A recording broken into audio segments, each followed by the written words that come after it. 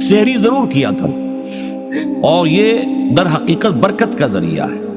یہ بھی آپ نے فرمایا ہمارے اور یہود کے روزے کے مابین جو فرق ہے وہ سحری ہے۔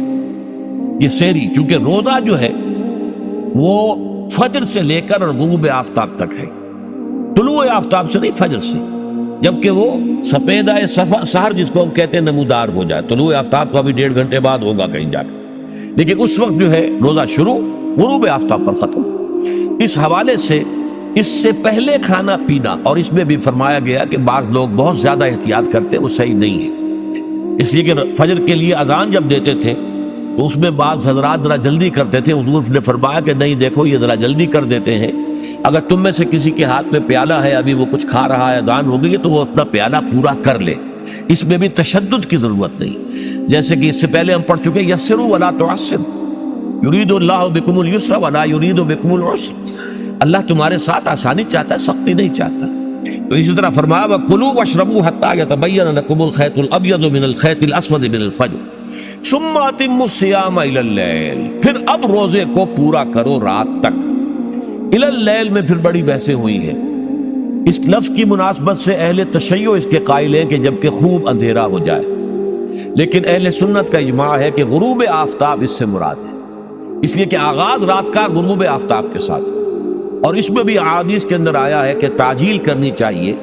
بعض لوگ وہی جو میں نے عرض کیا کہ تقویٰ کے تحت جو ہے، جیسے کہ سفر میں بھی روزے رکھتے ہیں، یا 104 بخار کے درجے میں بھی وہ روزہ قضا کرنے کو تیار نہیں ہوتے، ایسے ہی وہ تاخیر کرتے ہیں اپنے تقوی کے حساب سے، کہیں ایسا نہ ہو، کوئی غلطی نہ ہو جائے، کہیں یہ نہ ہو جائے، کہیں وہ نہ ہو جائے، تو پھر اس کے اندر وہ افطار میں، تو آپ نے فرمایا کہ قوم جو ہے اسی وقت صحیح رہے گی جبکہ وہ افطار میں عجلت سے کام لے، یعنی سحری کے اندر بہت زیادہ جلدی کرنے کی ضرورت نہیں، اگر اذان ہو رہی ہے اس کے دوران بھی اگر کچھ کھا پی رہے ہو تو کھا پی لو، مکمل کر لو۔ اسی طریقے سے افطار کے اندر جو ہے وہ تاخیر کرنے کی ضرورت نہیں، سورج کے غروب کے ساتھ افطار کر لو۔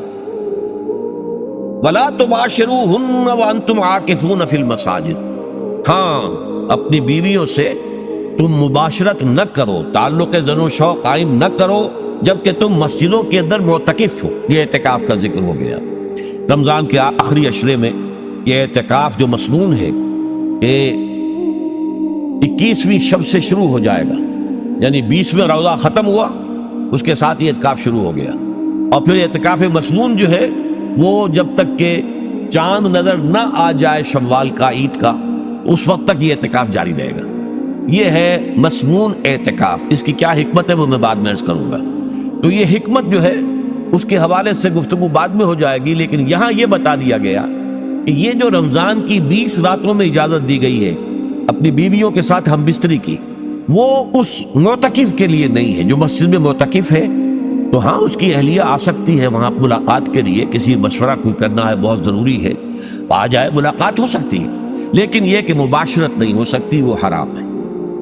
فرمایا وَلَا تُبَاشِرُوهُنَّ وَأَنْتُمْ عَاكِفُونَ فِي الْمَسَاجِدِ تِلْكَ حُدُودُ اللَّهِ، یہ اللہ کی حدود ہیں، شریعت اسلامی کی یہ حدود ہیں۔ فَلَا تَقْرَبُوهَا، تو ان کے قریب تک مت جاؤ۔ قرآن مجید میں اس اعتبار سے دو انداز تعبیر ہے کہ اللہ کی حدود ہے فَلَا تَعْتَدُوهَا، یہ اللہ کی حدود ہے، ان سے تجاوز نہ کرو، اس حد کو پھلانگ نہ جاؤ، اس حد سے آگے نہ گزر جاؤ۔ یہاں ہے تقربوها، اللہ تعالیٰ کی حدود کے قریب تک نہ جاؤ۔ اس کی وجہ ایک حدیث میں بیان کر دی گئی ہے کہ جیسے ہر بادشاہ کی ایک چراگاہ ہوتی ہے، وہ صرف شاہی جو بھی ہے جانور ہیں ان کے، یا گھوڑے ہیں یا کوئی اور ہیں، ان کے چرنے کے لیے ہے، وہاں پہ کوئی رعایت کا کوئی آدمی اپنی بھیڑ بکریاں وغیرہ نہیں لے جا سکتا۔